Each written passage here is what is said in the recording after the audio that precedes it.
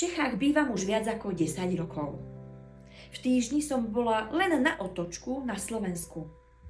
Pôvodne som chcela zostať aj na bohoslúžbách pod čírim nebom na branči, ktoré sa každoročne už viac ako 20 rokov konajú na zrúcanine hradu Branč. Sú to bohoslúžby, ktoré koná západný dištrikt Evanjelickej cirkvi Augsburského vyznania v spolupráci so seniorátom a cirkevným zborom a nezabudnutelným inventárom, živým inventárom, hercom Jurajom Sarvašom. On každé tieto bohoslúžby obohatí svojou úžasnou, vždy trefnou básňou. Už viac ako 25 rokov sa konajú tieto bohoslúžby a ja som väčšinu na nich bola. Sama, alebo s rodinou, alebo so svojimi cirkevníkmi. Naposledy som sa ich však zúčastnila možno pred 7 rokmi. A tento rok som cítila takú veľkú túžbu znova sa tam ísť nabiť. No, nemohla som. Našťastie, covidové obdobie nás naučilo nahrávať tieto krásne živé vysielania. Vysielala sa na Facebooku, aj na tom mojom. A počas neho, čo som ho sledovala, sa vo mne rodila nová kázeň. Tu som mala na druhý deň predniesť a povedať v jednom cirkevnom zbore, farním zbore Českobratrskej cirkve evangelickej. A tu je výsledok. Za základ textu nám slúži Božie slovo z Evanjelia podľa Jána z 8. kapitoly, verše 31 až 32. I riekol Ježiš Židom, ktorí uverili: ak vy zostanete v mojom slove, ste naozaj moji učeníci a poznáte pravdu a pravda vás vyslobodí. Tieto bohoslužby sa konajú na pamiatku majstra Jana Husa a sviatku Cyrila a Metoda. Drahé sestry, milí bratia v Pánovi našom, v Kristu, urobme si dnes tú siestu. Nie spať, to nebudeme. Chcem len vyvolať pocit, tu radi budeme. A o čom chcem hovoriť? Pánu Bohu budeme dvoriť. O jeho slove chceme uvažovať i to, za čo ho smieme považovať. Nuž, začnime. S Pánom samým randíme. Čo nám hovorí v slove svojom? Predovšetkým o vzťahu aj tvojom vymyslel, ako nás k sebe pritiahnuť, spojiť, k sebe stiahnuť. Preto celým slovom sa ťahne plán spásy, záchrany. Koho? Nás, vás, teba i mňa, i súrodencov z ochrany. Však pozor, litera zabíja, duch oživuje. Teda v tom slove život je. Ten život, čo túži žiť. Nie sa niekde zatvoriť, ani do chrámov, ani do poľa, lánov. Dokonca ani len v srdci človeka zostať. Hoď tam je potrebné predovšetkým ho dostať. Zasadiť, občas pokropiť a poliať, prekypriť. Nech s istotou tam rastie, pevnie a mohutne, no pomedzi žiadne chrastie. A potom od neho sa čaká niečo. Pýtate sa prečo? Lebo má poslanie tomu. Každý sa klanie. Viete? Poznáte ho? Sestra, brat? Poslanie slova je na 100 krát. Jeho Pán mu ho určil. Nevráti sa nikdy prázdne. Tak predurčil. A to znamená, že doň dal silu, kvalitu i pílu. Žiť, prekvitať i úrodu prinášať. Len nech je mnoho tých, čo ho chcú odnášať a niesť kam treba, kde potrebujú života chleba. Áno, dobré, kvalitné je to semeno. Posilní nám i rameno.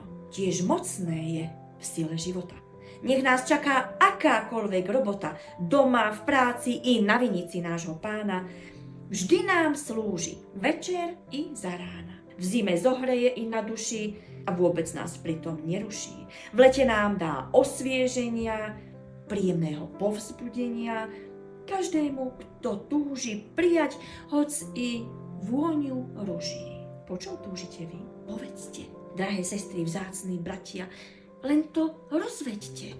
Po čom vám piští duša? Nedovolte, aby bola napnutá jak kuša. Po čom práhne? Nech samo srdce si po nej siahne. Povedzte to sami. Viem, že to nie sú žiadne polotovary a krámy, ale krása duše, pokoj, láska. Nech je toľko, že nám srdce z toho praská. Uhádla som? Je to tak? Tak pustíme z ruky prach. I všetko, čo drží a ťaží nás. Len tak v nás bude mnoho krás. Nebolo to ťažké, priznávam. Sama tie potreby mám, uznávam. Čistotu, krásu mať v sebe, aby aj mne bolo bližšie nebe. A nech mám rozdávať z čoho? Pre toho i toho. A ďalej v ten šíri Boží svet. Aby bol všade voňajúci kvet.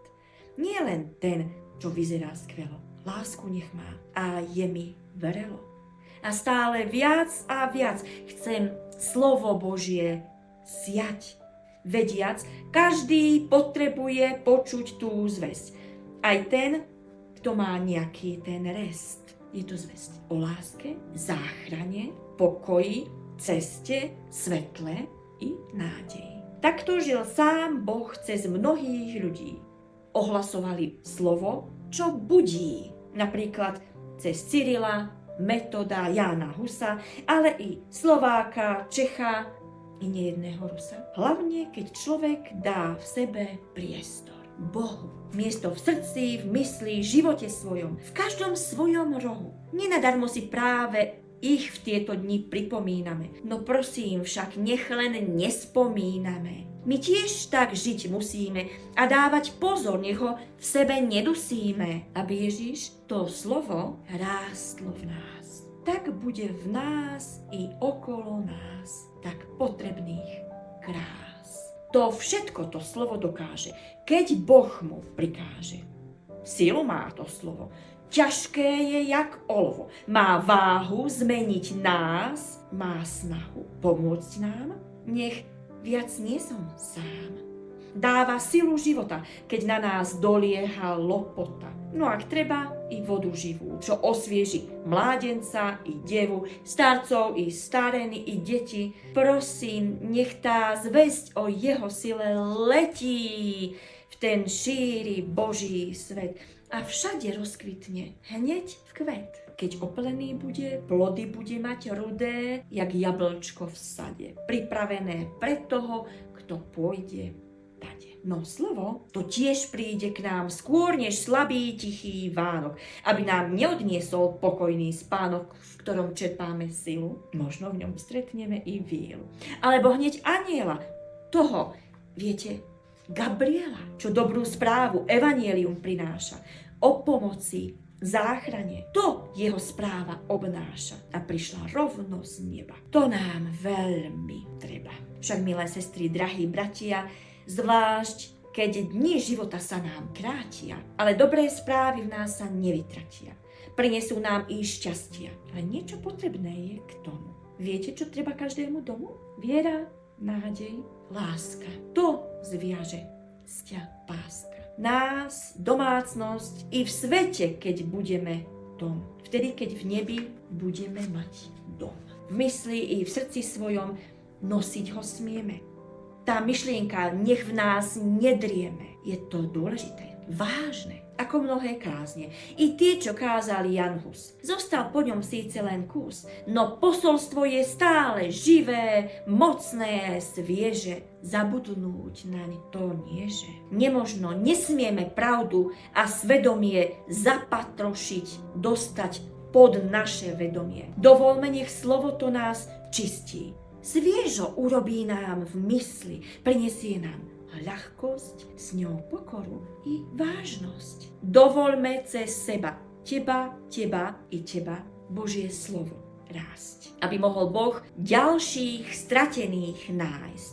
Aby i oni mohli sa tešiť, radovať, keď padnú, aby mali silu zas vstať. Všetci potrebujeme. A nikdy nezunujeme mať okolo seba veľa pokoja a nádeje a lásky. Každá túžime, aby z nás boli krásky. Tak čo urobíme? Slovo Boha nášho nech v sebe nosíme. A hojne ho denne prijímajme i rovnako hojne rozdávajme. Netreba šetriť s ním, len choďme s ním aj k ním. Nohy, ústa svoje nešetríme preto, len choďme tadiaľto i tadeto, hlavne s ním, slovom mocným, živým, víťazným a tiež s jeho pánom, večerom i ránom. Každý Boží deň je pre nás nová výzva. Nebojíme sa, Boh sa k nám prizná a rád, veľmi rád chodí s nami, medzi nami i s vami. Rád nás posmeľuje, povzbudzuje, posilňuje i odmeňuje.